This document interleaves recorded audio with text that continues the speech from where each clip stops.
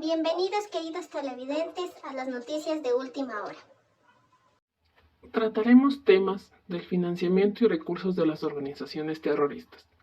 Como primer punto tenemos fuentes de financiamiento de las organizaciones terroristas. Segundo, extorsión y protección como fuente de ingresos. Tercero, secuestros y rescates como fuente de financiamiento. Cuarto, tráfico de drogas y actividades criminales. 5. Financiamiento a través de donaciones y simpatizantes. 6. Economías locales y recursos naturales. 7. Lavado de dinero y sistemas financieros clandestinos. 8. Uso de tecnología financiera para el financiamiento terrorista. 9. Uso de bienes y activos para la obtención de fondos. Y como último tenemos medidas y estrategias de lucha contra el financiamiento terrorista.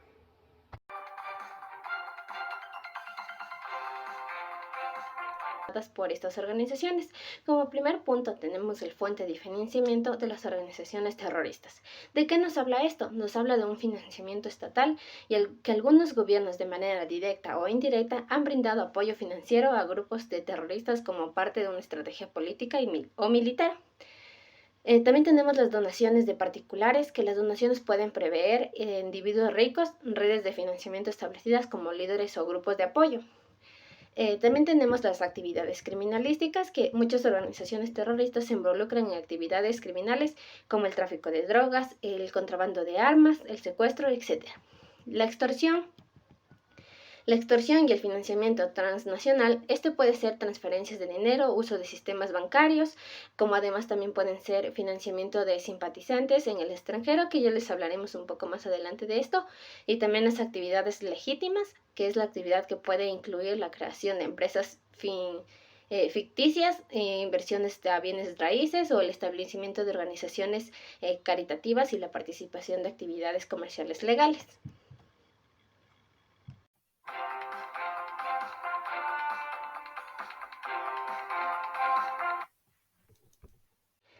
La extorsión y protección como fuentes de ingresos. La extorsión y protección son prácticas ilegales que involucran el uso de intimidación y la coerción para obtener beneficios económicos para las personas o empresas. ¿A qué nos referimos con extorsión? Se refiere a la acción de obligar a alguien a hacer algo en contra de su voluntad. Generalmente, como sabemos, empieza mediante amenazas, chantajes o violencia, con el objetivo de obtener dinero, bienes u otros favores. Las extorsiones pueden utilizarse de diferentes métodos para lograr los bienes y otros factores, como por ejemplo, como amenazar con daño a la persona extorsionada o a su familia o a su propiedad, difundir la información comprometedora o revelar secretos, entre otros. La protección, por otro lado, es una forma de extorsión en la cual los delincuentes se presentan como protectores y exigen pagos regulares a cambio de no causar daño o un prejuicio a la persona. Este tipo de extorsión se da con mayor frecuencia en el ámbito empresarial, donde los delincuentes suelen amenazar con daños instalacionales, atacar a los empleados o interferir en las operaciones si no les paga una suma de dinero periódicamente. Tanto como la extorsión como la protección son actividades ilegales y las constituyen delitos penales en la mayoría de los países.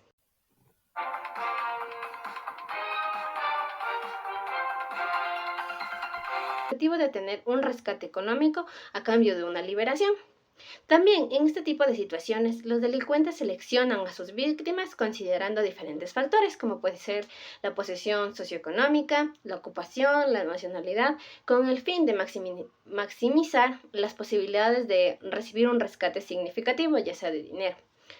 Una vez que la persona secuestrada o los delincuentes se comunican con los familiares o empleadores de la víctima, para exigir un pago o cambio de liberación. Siempre hay esto. Esta práctica delictiva ha sido utilizada históricamente para organizaciones criminales, grupos terroristas, bandas y delictivas para financiar sus actividades ilegales. Es importante destacar que los secuestros o rescates son considerados delitos graves. En la mayoría de los países están penados por la ley. Las fuerzas de seguridad y las agencias de la aplicación de la ley trabajan activamente para prevenir este tipo de crímenes, rescatar a las víctimas y llevar a los responsables ante la justicia.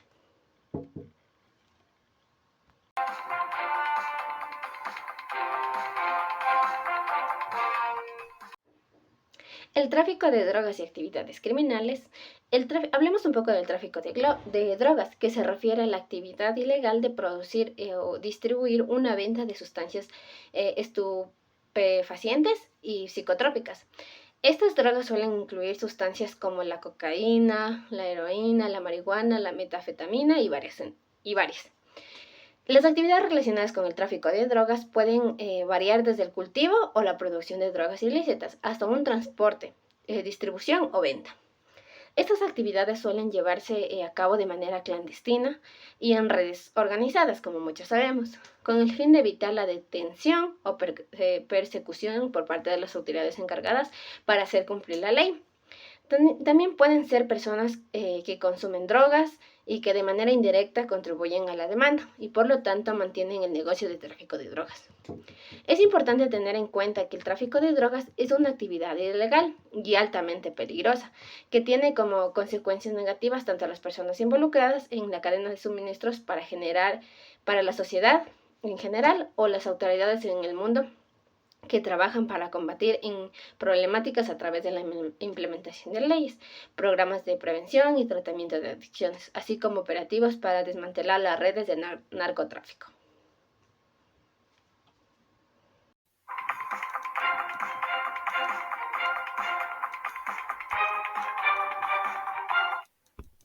Las donaciones son aportes económicos en especie que se realizan de forma voluntaria, sin esperar una contraprestación directa. Esto puede provenir tanto de los individuos como de las empresas, fundaciones o las demás organizaciones. Los donantes suelen estar motivados por razones personales o ideológicas y deciden apoyar económicamente una causa o un proyecto que consideran valioso o importante. Es importante mencionar que muchos países exigen regulaciones y requisitos legales para el financiamiento a través de donaciones y simpatizantes, especialmente en el ámbito político, con el fin de garantizar la transparencia y evitar la corrupción y asegurar la equidad en campañas electorales.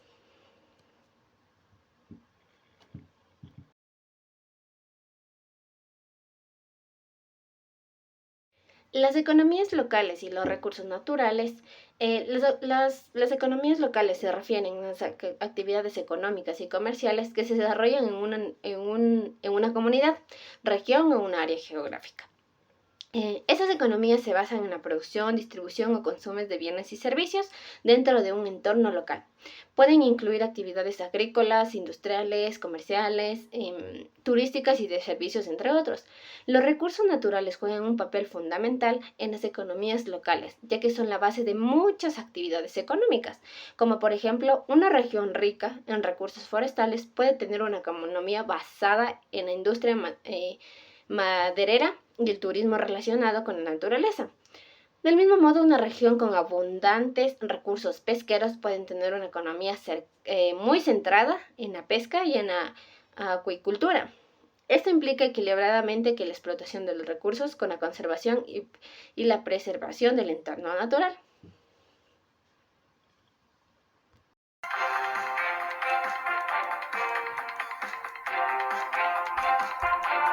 El lavado de dinero y sistemas financieros clandestinos. Hablemos primero del lavado de dinero, que es un proceso mediante el cual busca ocultar la región ilícito de fondos para que parezcan legítimos. Sin embargo, es una actividad criminal que involucra la conversión de ganancias obtenidas a través de actividades ilegítimas o ilegales, como el tráfico de drogas, la corrupción, el fraude o el contrabando en actividades aparentemente legales. El objetivo principal del lavado de dinero es disfrazar la fuente de fondos de modo que puedan integrarse sin sospechas en el sistema financiero. Esto implica la utilización de diferentes técnicas y mecanismos para dificultar o incluso eliminar la posibilidad de rastrear el origen del dinero.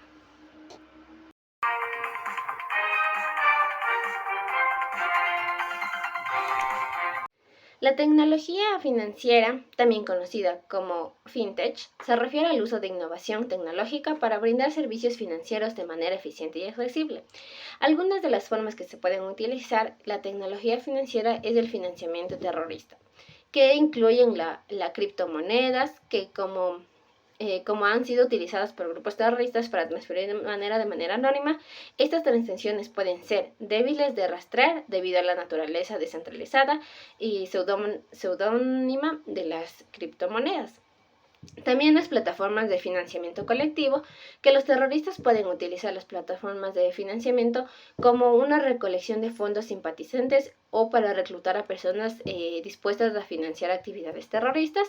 Las transferencias electrónicas, como ya muchos lo hemos hecho en este tiempo, los sistemas de pago electrónico y transferencias de dinero en línea pueden ser utilizados para mover fondos de manera rápida y global, lo que facilita que el financiamiento terrorista sea a través de las fronteras. También tenemos las tarjetas de prepago, que las tarjetas son anónimas, que pueden ser utilizadas los terroristas para financiar sus operaciones sin revelar ninguna identidad.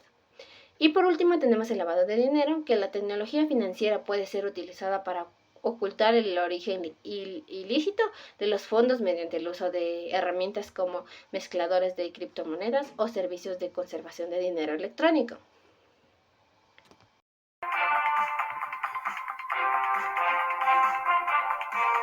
Tener financiamiento o préstamos utilizando sus activos como garantía. Esto implica bastante en utilizar los bienes que poseen como una forma de respaldo para asegurar el préstamo o el financiamiento. Algunos ejemplos de este tipo de estrategias son los siguientes: el préstamo con garantía hipotecaria, que en este caso la persona utiliza su propiedad inmobiliaria como una casa o un terreno. Los préstamos con garantía de automóvil, similar al anterior caso, una persona puede utilizar su vehículo para la garantía para poder obtener un préstamo. Las líneas de crédito garantizadas, en este caso una empresa utiliza sus actividades comerciales o inventario, maquinaria o cuentas para cobrar como garantía para obtener una línea de crédito. También la factorización de cuentas por cobrar. La empresa vende sus cuentas para cobrar una entidad de factoraje a cambio de una cantidad de dinero inmediata. También los préstamos como garantía de inversiones, que también algunas instituciones financieras permiten utilizar sus inversiones como acciones, bonos o fondos mutuos.